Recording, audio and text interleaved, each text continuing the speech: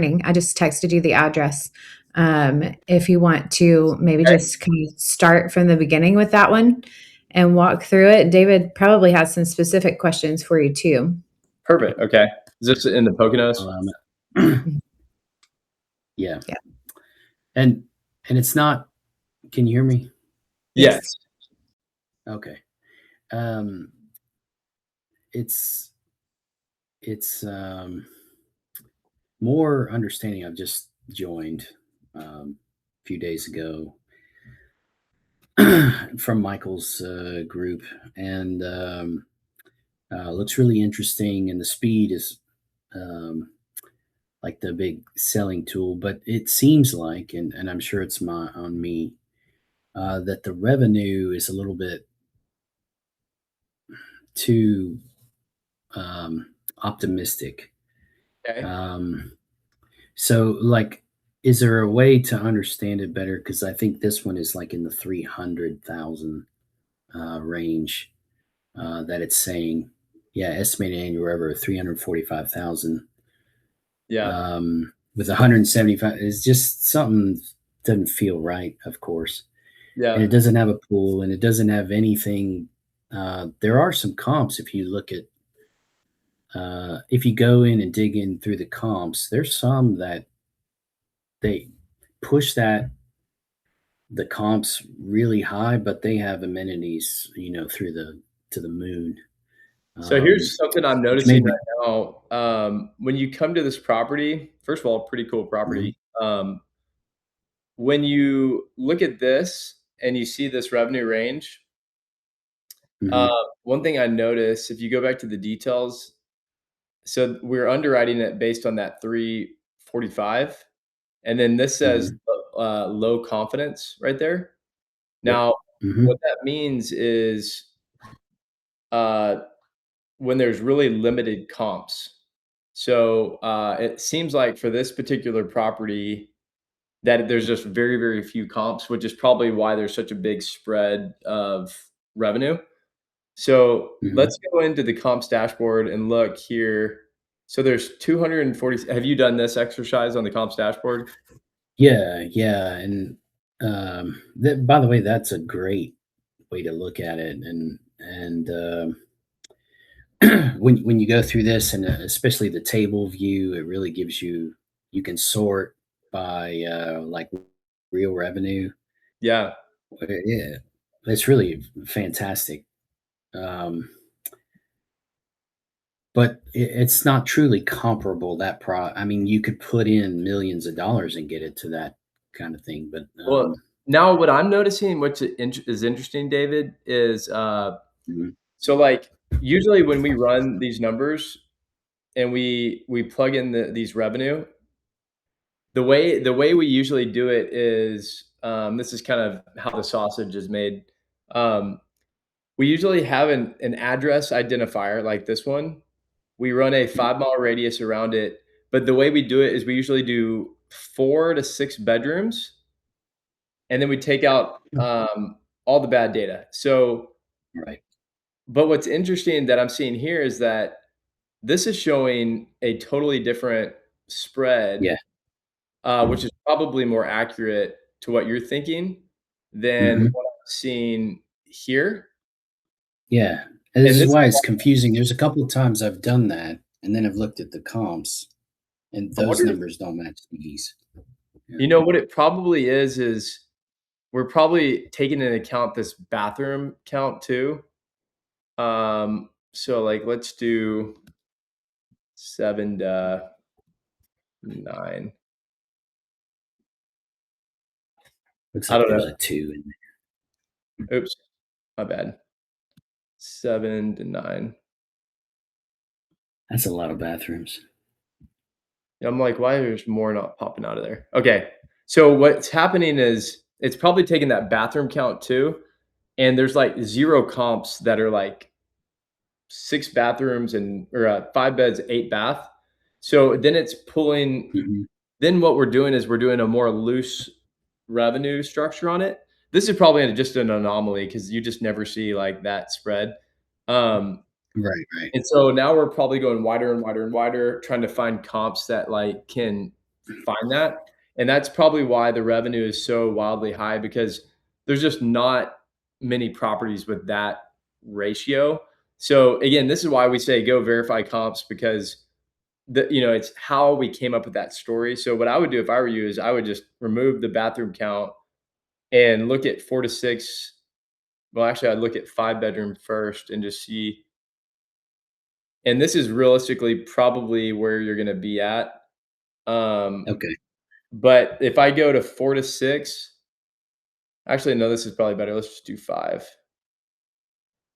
I would say, you're probably in that 250 to 300 range, knowing you've got that, which is still looks really good compared to this price point. Yeah, yeah. Does that feel a little bit So, closer to what you think you were gonna be at? well, this is such an odd property; it's hard to tell. But it was really just one example of many where I found this kind of uh, something that doesn't feel right. But I'm so new at it. Um, uh, Drinking from the fire hose over the past month, but Yeah. starting to look at it more and more. And this looks, um, it really jumps out differently. So Yeah. Have you it's looked at that mainly more of a property question on of the understanding. MLS? Sorry Have for I? interrupting. Yes. Yeah, have you looked? Just Does it really from have eight bathrooms? you talking about in Zillow? Yeah, Zillow or the Yeah. local LMS? I'm going there right now too. I'm just wondering if it's a data issue. Oh, it's 8? Okay, it's 8 bedrooms in Zillow. I wonder why. Hey, Leslie, can you make a note to ask Preston about that? Yeah, I sent it to him earlier too before this call to look at the Oh, data. what's interesting is it says it's 5 plus Mhm. bedroom home. So, okay, just something to be aware of. In the MLS, sometimes data is inputted weird. So, like, as an example, let me pull up this one. Let me show you all this real quick. Gatlin Creek. Okay, y'all see this property here? Mhm. This is a 10-acre site that I helped buy for a client right here. And it's actually a mega property right next door to Michael Elefante. So this can be kind of a fun one. But we found this, and Zillow says it's a 3-bedroom, but it's actually a 9-bedroom property with 2 barns.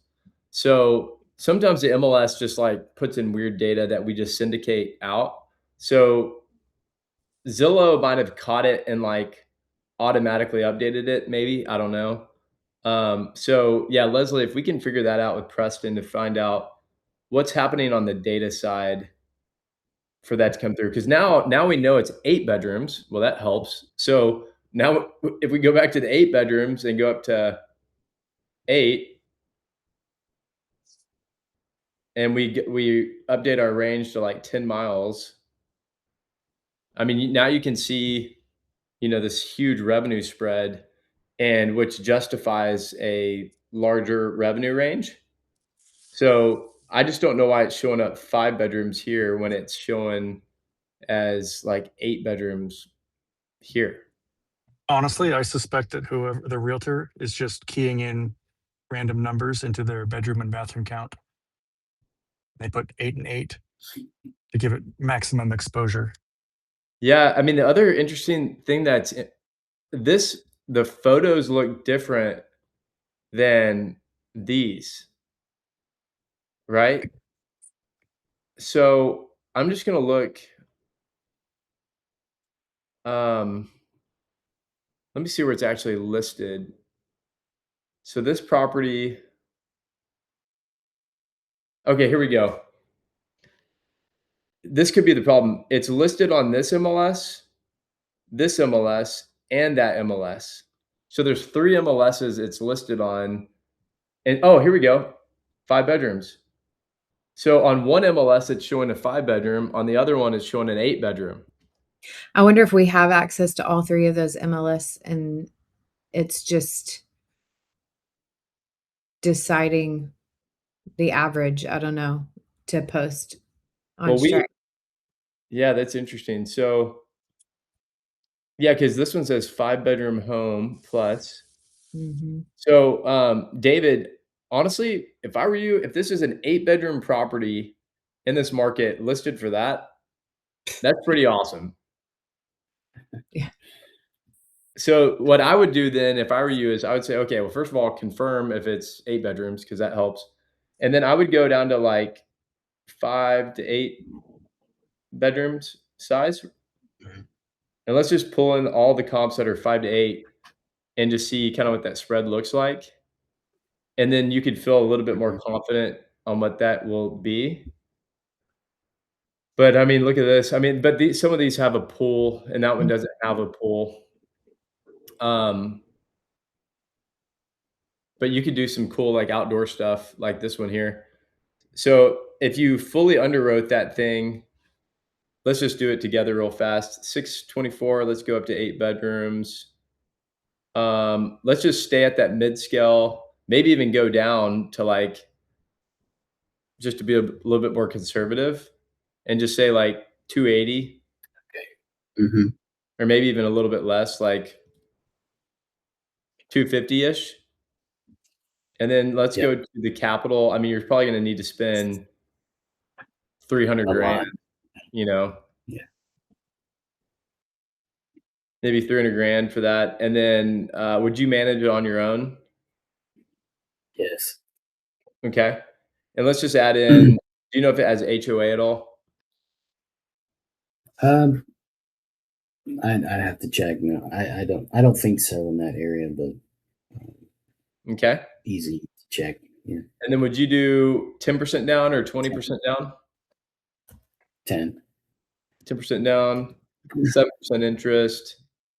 So this is showing if this were true at 250 grand a year, you're making like a 37% cash on cash, like almost 12 grand a month in cash flow. Um, so to me, that looks super interesting. And it's got a garage that you could probably convert if you wanted to a game room, Right. but it needs a lot of furnishing. Yeah. And I don't know if it has a backyard, but it'd be good to confirm that. Yeah. So Um, there's a lot of deals out there like this, but I see what you're doing. It's just that dashboard type view. You do you think in summary, like those I can't remember the three ones, but there I know where it's like mid range, upscale, and premium.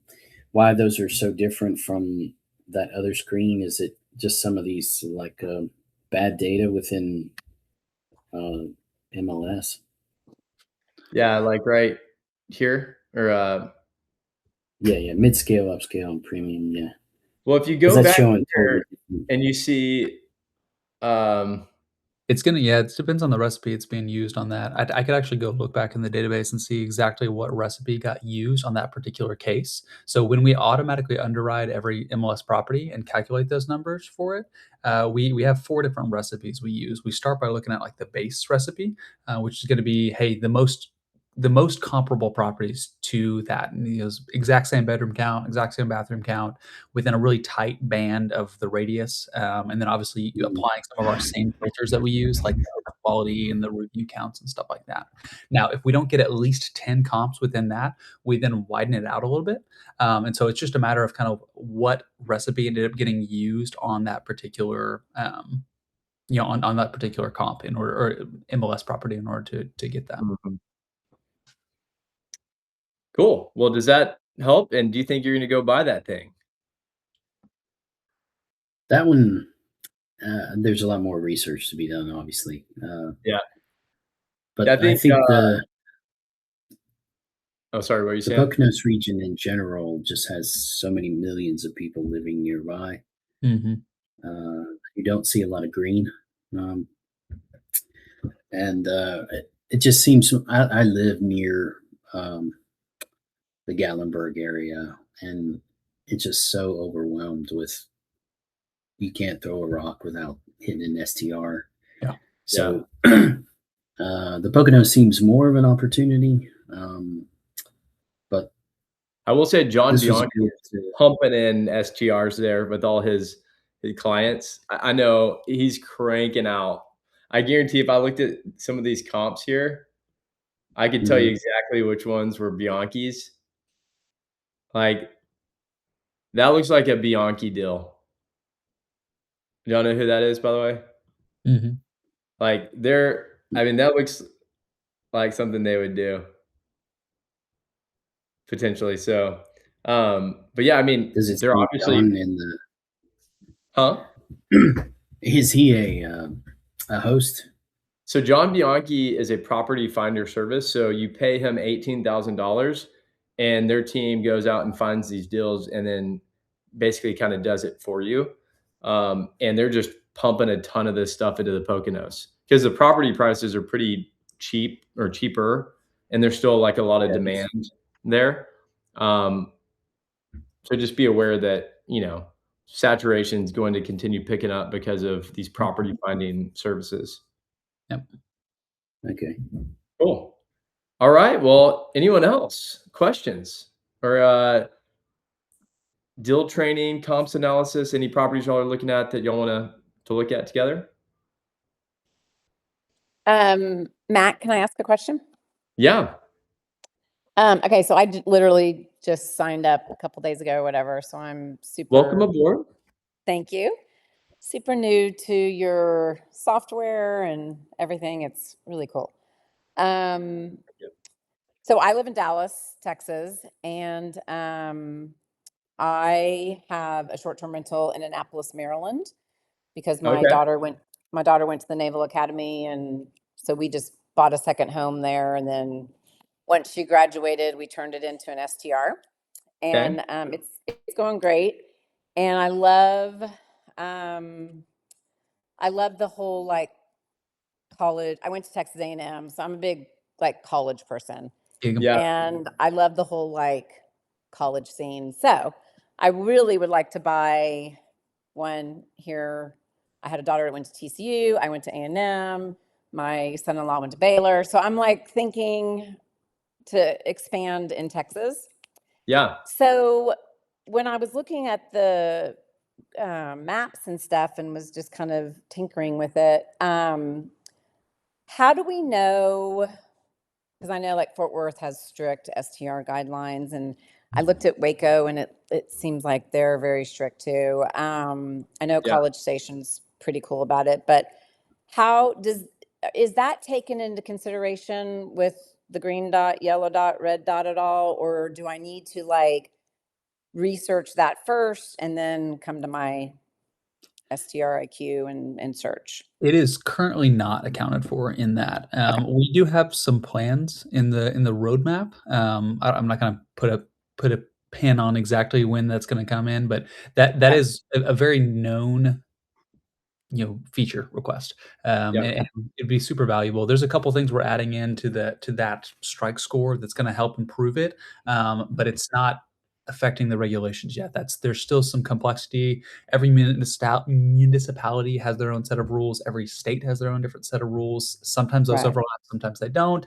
And so it's a complex question in terms of how to solve that. So we don't have an answer for that yet within the product, but we are working towards that in the roadmap. And so, Kim, Okay. what I would think about with this is like when the iPhone first came out, like it was like V1, 2, 3, 4, whatever, and we're at like iPhone 15. That's gonna be how the strike score evolves. Like the strike score is only based on cash on cash return right now, Okay. but eventually it'll be cash on cash return, market trends, regulations, Saturation. saturation, Okay. like increased revenue opportunities, all that stuff. So the score will get smarter and smarter over time, especially with AI. But we're kind of at like the B1 right now, which is solely based on cash return. Yep. Okay, In fact, perfect. I personally, and I shouldn't say this, I personally don't use our strike score when I'm using the product. I actually like to Okay. flip off of strike score, so and go to something like, the actual revenue or the monthly cash Mhm. flow, because I Okay. find that a little more useful, Okay. because those are hard numbers. Hard numbers based on and I can also vet those down to the T. I can go to the comps dashboard and pull it up and say, all right, I can analyze these different comp sets and identify what's going on here.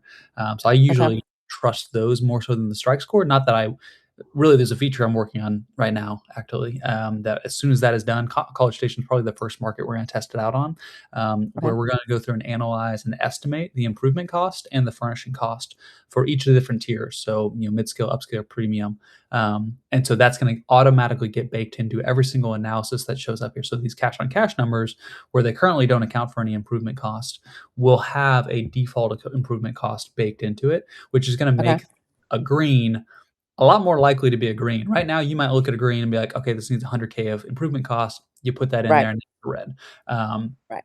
Having that automatically baked in, which again, that's on the roadmap for this month to have that at least Okay. scaled out on at least 3 test markets, which is probably going to be Fredericksburg, College Station, and then Matt. What was the other one you wanted?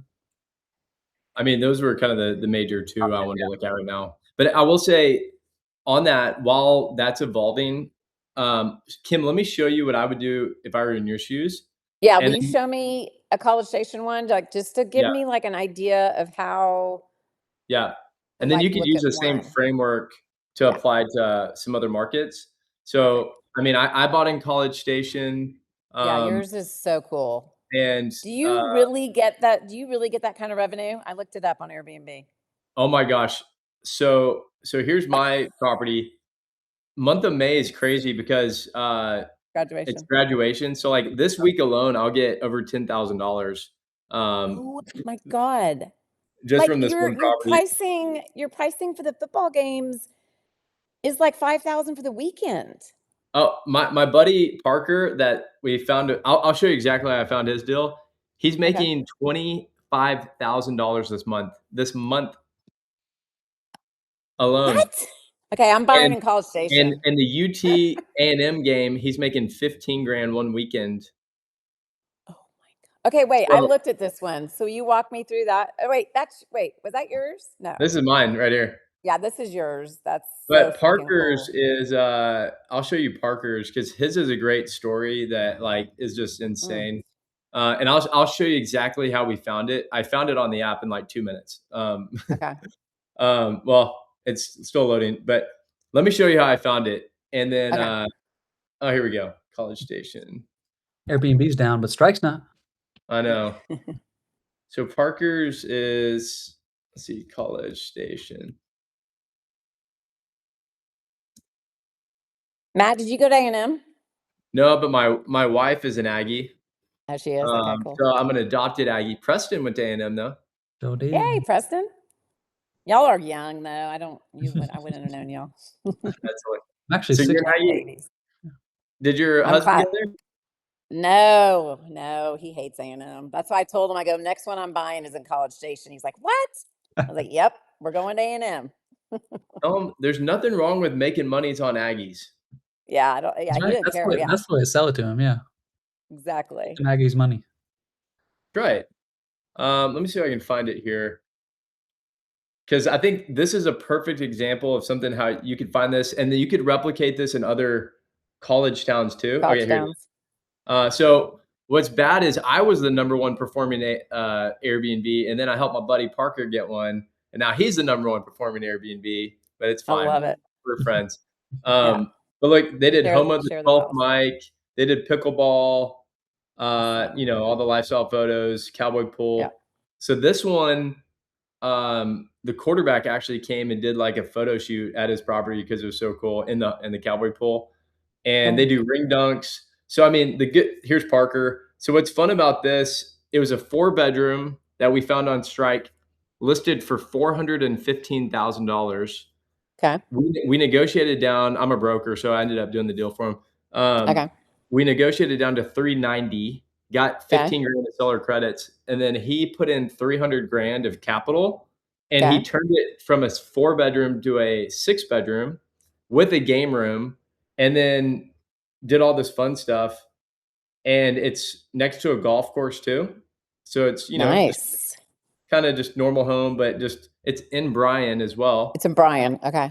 And then did just this fun pickleball thing, a ring dunk Love it. mural. They hired Summerled. Now Yep. he's on track to make like 120 to 150 grand, maybe even more, honestly. But that's the type of deal he did. So knowing that, let me show you how I did it. So Yeah.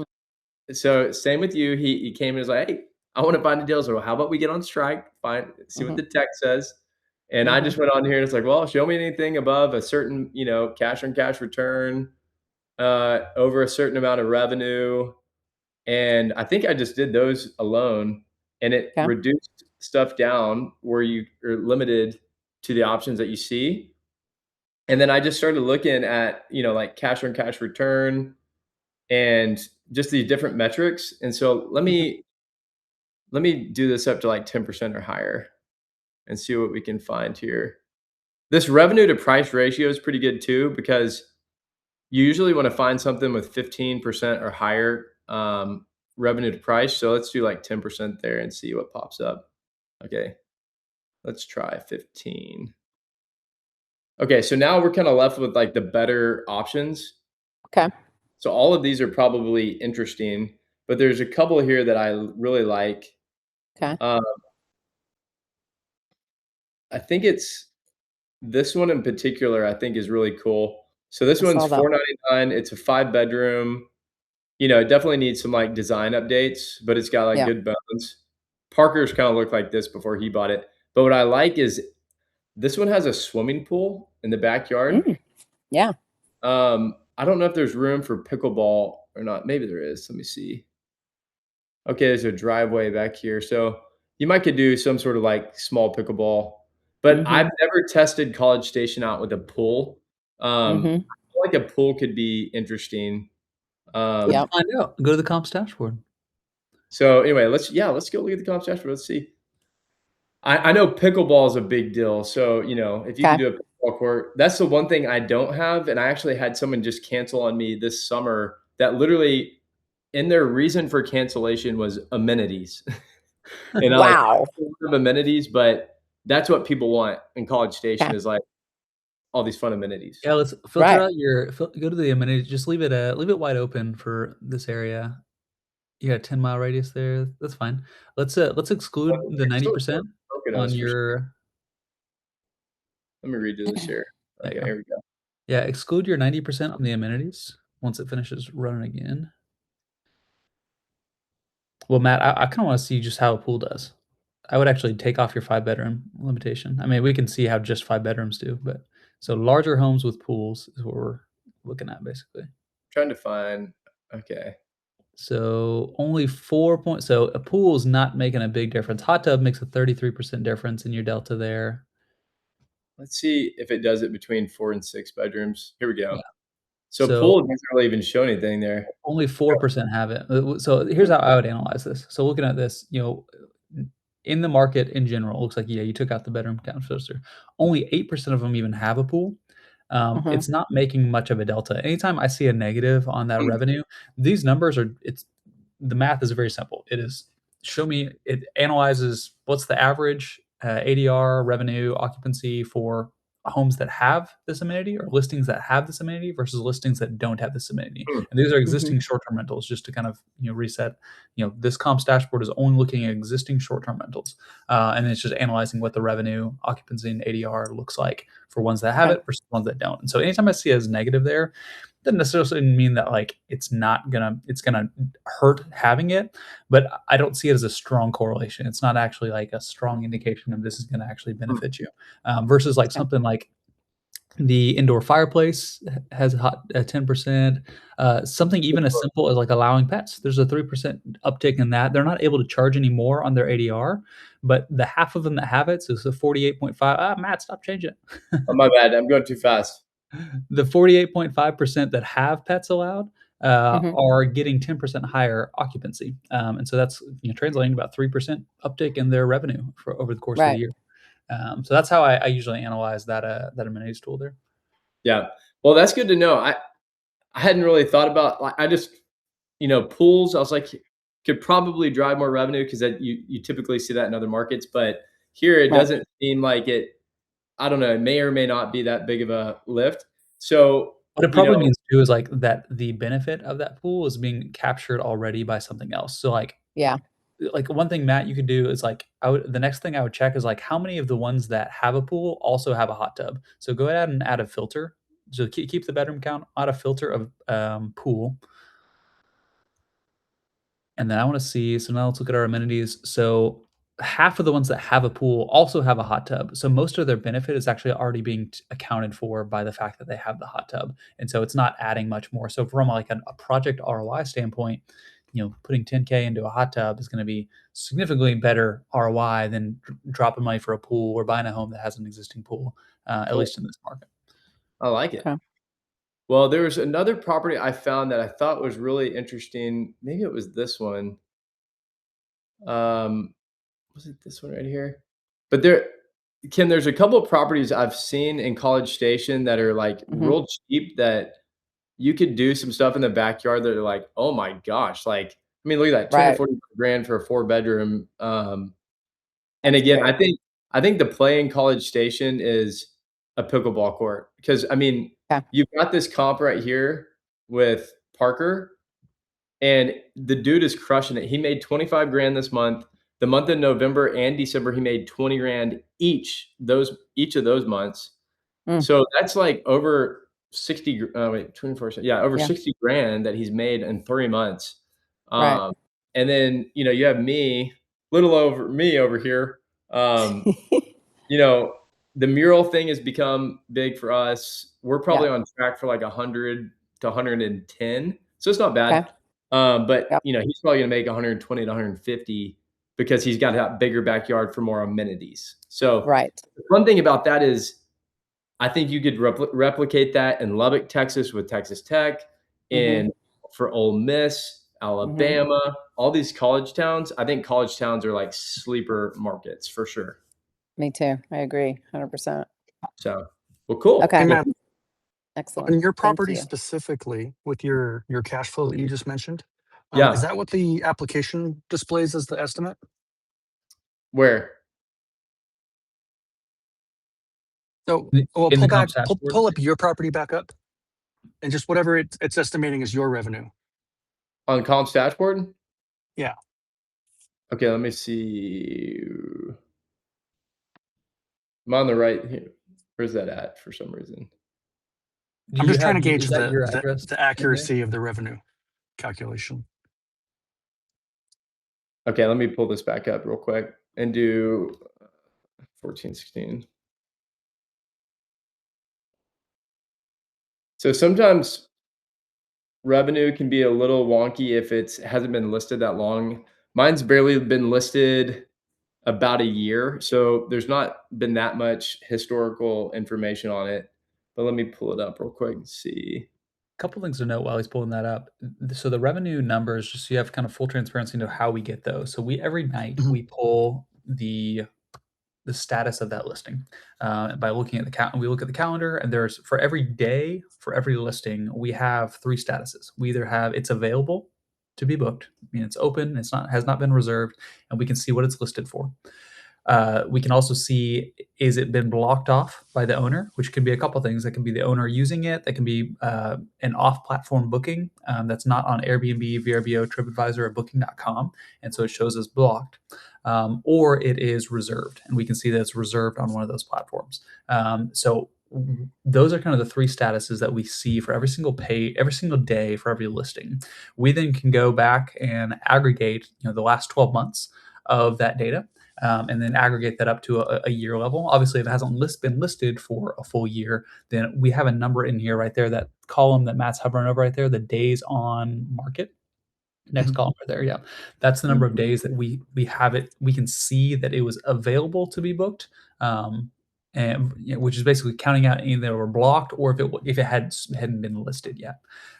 So between those two numbers, we're able to aggregate up, the real revenue, which is the gross revenue, but it includes cleaning fees. So it'll take the cleaning fee and just spread that out over the course of the reservation. So the ADR you see, and therefore the revenue, is gross, including cleaning fees. The biggest thing that this does not currently include, and we have a plan in place for over the next probably month or two to get this implemented. The biggest thing it does not currently include is discounting. That is on platform discounting. So for example, when you click on some nights on Airbnb, and it applies, hey, this is a long-term stay. Great, here's your discount for that.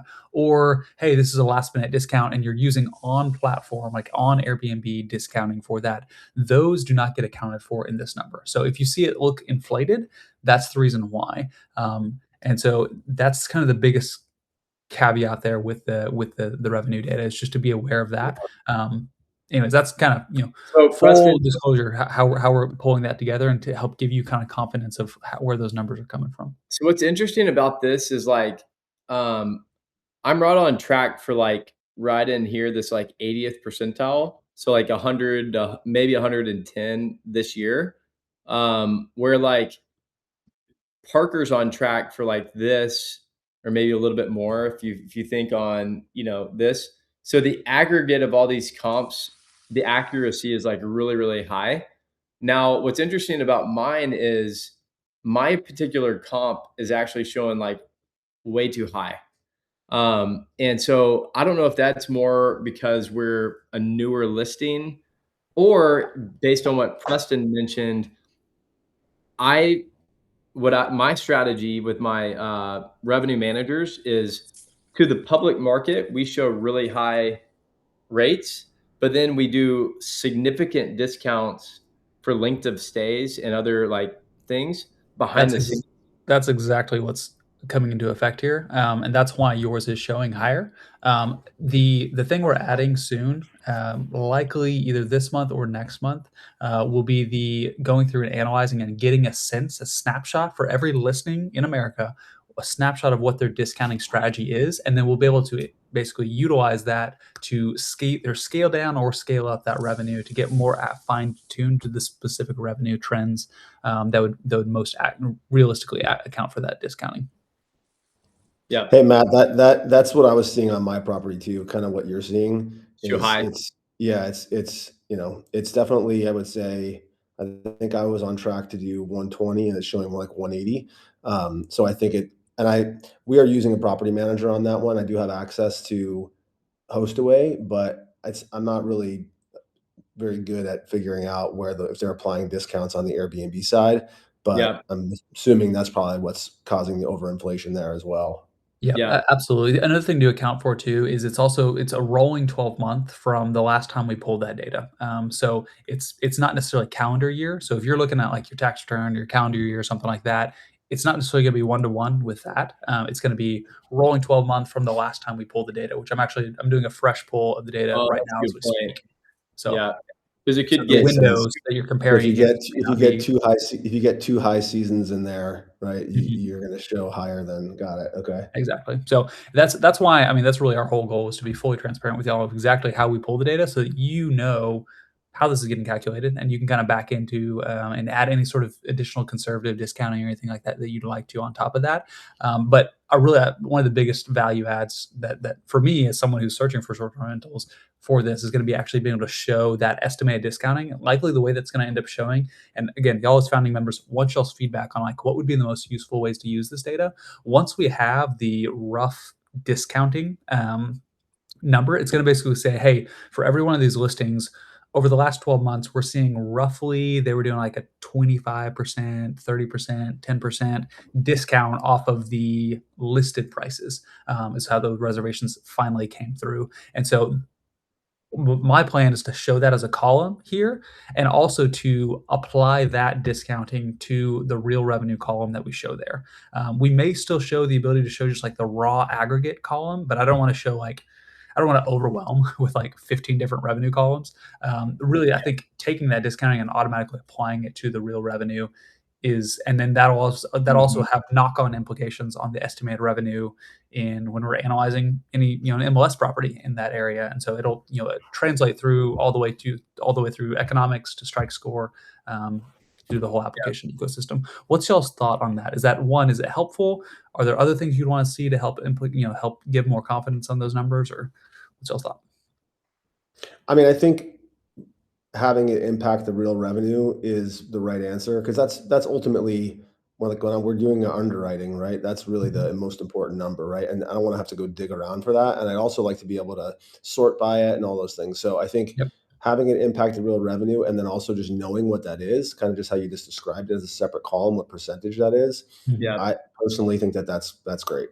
Perfect. Yeah. Sounds good. We'll keep So- y'all posted as soon as that's live. We'll probably do this in a market by market specific. We're going to test it out this month with a couple different markets, and then scale that up to the full US after that. Hey, The Joe, other thing, yeah, go ahead. I was just gonna ask you on your property, what I've found is like sometimes there can be like some outliers of comps, but what I found is if there's enough comps that we're looking at, then roughly the ranges are usually pretty accurate. Have you found that with your properties or anything that you've been looking at? So yeah, I think the range part is still a little inflated, but definitely when I looked at a very like kind of how you looked at, let me look at my actual property in the table. That's when I saw the larger number. But I would say my experience has been with the two markets that I've been like really comparing. And again, full disclosure, like I'm using Strike along with other tools just to kind of like help zero in.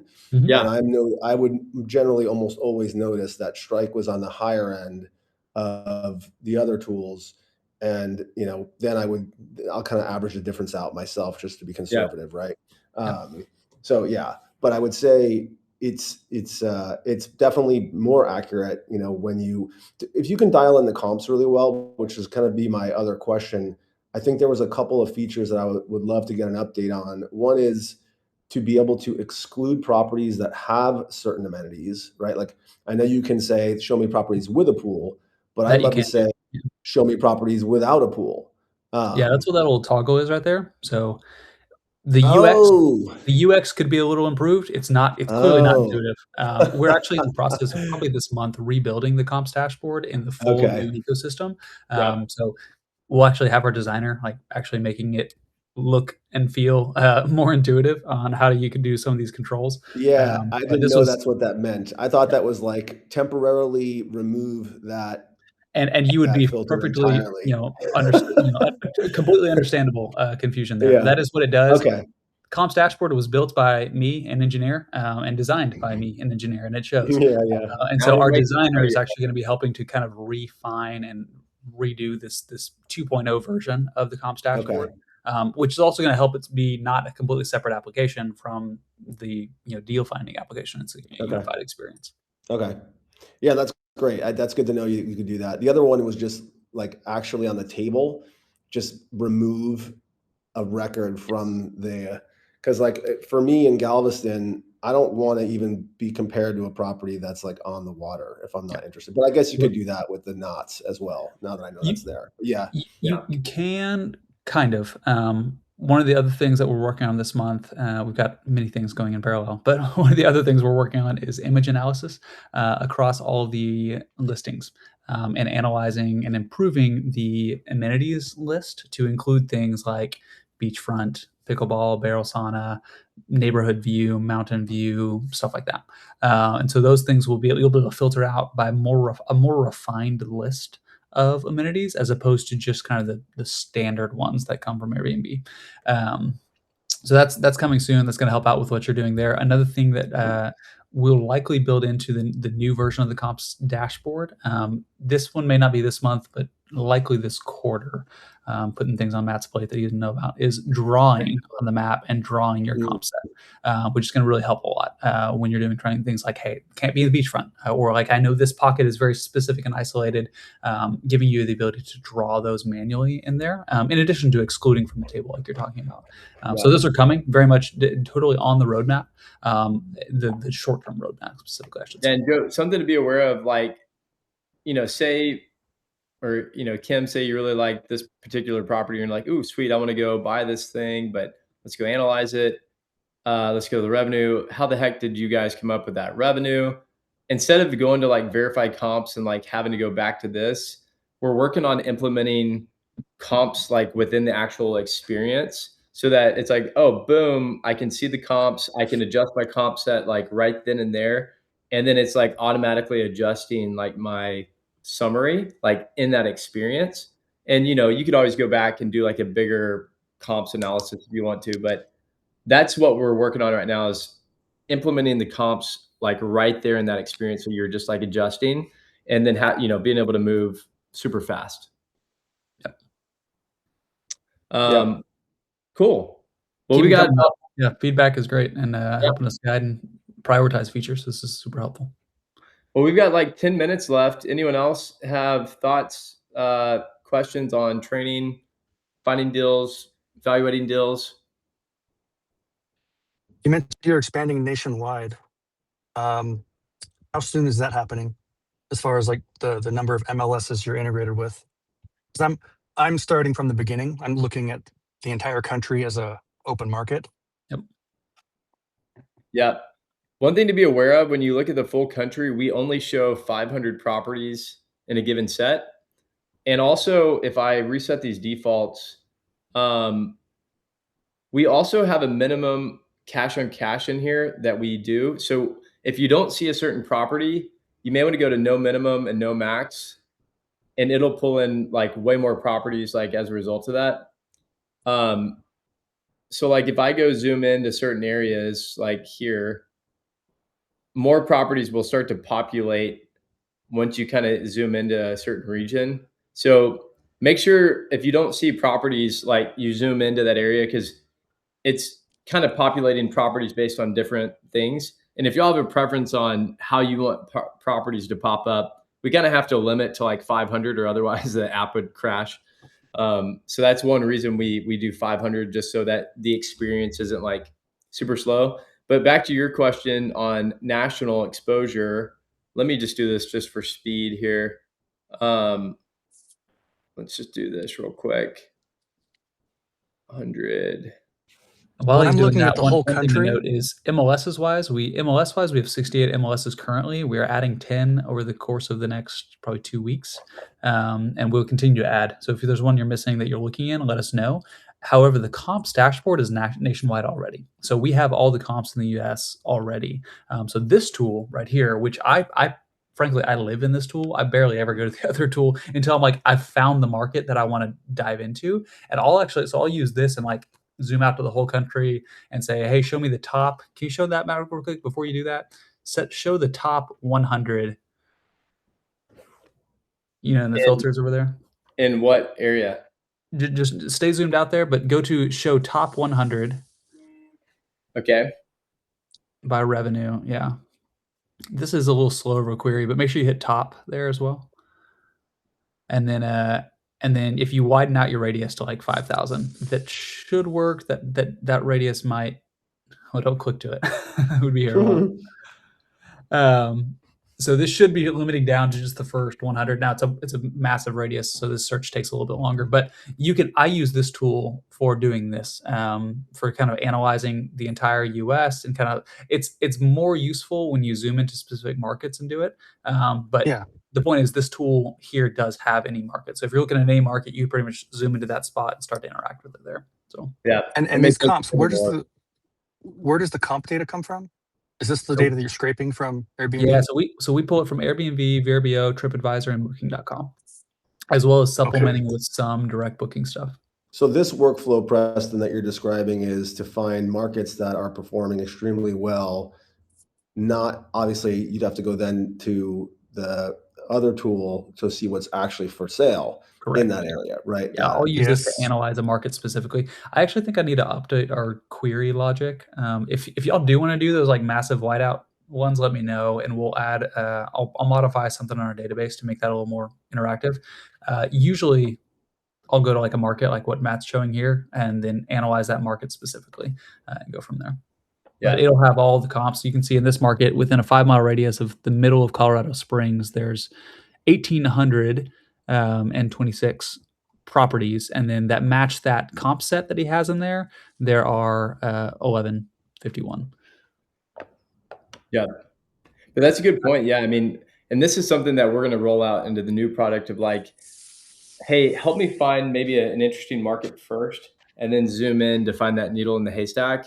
And then even have AI filtered in where it's like, hey, Strike, show me all the best markets and the best properties in these markets that have XYZ.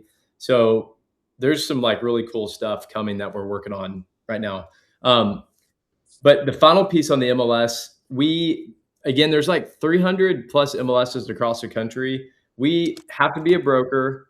We have got to sign an agreement with that MLS, and we pay that MLS 200 to 250 bucks a month to get it, to actually access it. So we had to Right. start when we first started with like 30. Now we're up to like 68, 70. We're about to take down probably another 15 this week. So like some of the MLSs we're about to get, based on y'all's feedback, because again, y'all's feedback is driving where we're going. We're about to get Southern Utah. We are about to get Lake Tahoe. We're going to go get Oregon, more parts of Oregon. We're going to go get Ohio, Coastal Carolina. We're going to go get Arkansas, like Hot Springs and Fayetteville and Walmart area. I think we're also going to get Kansas, Wichita, maybe. So anyway, if there's certain markets, oh yeah, and we're going to go get Montana, like Whitefish area. So if there's other markets that y'all are not seeing in there, let us know, and we can go unlock those pretty quick. We just have to go, again, sign the agreement with the MLS, and then start paying for that access to that data. Okay, cool. sounds good. Any other? I think from a zoomed out view, I think it would be nice to see which markets you have and what's your roadmap look like for markets. Maybe there's like Matt, can you a show pending the color the of market, markets. the market Yeah. tool that we have to do that? I'll drop the link here in the chat. Yeah, we also have this right here that shows, the markets in our website under pricing. Yep, you can search by city or state, or MLS title. Yeah. Now, what I would do if I were y'all is like, say y'all find this property in, Pennsylvania, pull up that Zillow link if you don't see it, and then look at this MLS right here, like GLRV. And then there's a couple of others like PMAR. And then you could use this tool right here just to see if we have it. And what was the other? Oh, maybe you can't. Sorry, maybe you can't. Maybe it's just city or state. You might not be able to type the name. But if you just clear it out, like what was that, Texas? That was just Pennsylvania. expand out Texas, and the next row shows the MLS names. Oh, out of what? Just expand out Texas. Go click down on Texas. Okay, let me do that real quick. And that's the next row is gonna show the actual names of the MLSs there. Okay, I see what you're saying. No, sorry, expand out one more. My bad. It shows the city next, and then. Well, it's kind of a combination between the MLS versus the actual thing. So that's what I was saying. For now, until we figure out a better way to show you guys, if you see a market that in Zillow that we don't have, you could get like this one, Bright MLS, and you could come to this tool and just say, hey, do we have Bright MLS? I think we actually have Bright. That's what I was saying. I think that search bar is only city and state right now. Oh, I don't really? think it's Okay. the MLS name, which we can add. That's I can add that right now. Yeah. But no, that's good feedback, Joe, of, it would be nice to know within the experience what's there or what's not there. Cool. Well, we got about 2 minutes left. Anything else before we wrap up? Maybe for next time, what you guys are planning to do on the AI front. I know we don't have time for that. That's probably a lot of exciting stuff there. Yeah, a big topic. But I think the main thing to be thinking about on that, there's a lot of different AI uses. But one thing Preston's working on right now is using AI to figure out capital improvements to properties to give suggestions on, which that'll be expanded to talk about more later. The other thing is, what I've noticed is I've been using AI a lot to evaluate my particular listing and can benchmark that and compare it to other properties in comp set. And so we're also looking at adding AI within the comps dashboard to compare your existing property or listing to, or one that you're about to buy or the one that you have, to the comp set, and be like, hey, Stripe, can you look at my listing versus the rest of these comps and tell me the exact amenities that I need to install and tell me exactly what I need to do to get to the top 10%, and let the AI really guide you through that journey to just know how to execute. Real quick before we drop, you can search by MLS name. It's just called Bright. It's not Bright MLS. So if you just typed Bright, it would have found it. Okay, I did. Okay. Well, cool. Well, we'll let y'all roll. If y'all have any other questions, feedback, drop it in that founding member channel. And then I'll be back on Wednesday for an Ask Me Anything session. And we'll keep doing this weekly so we can help you guys out. Sounds good. Thanks, Thank guys. you. Appreciate Awesome. it. Good talking to y'all. Thank Right.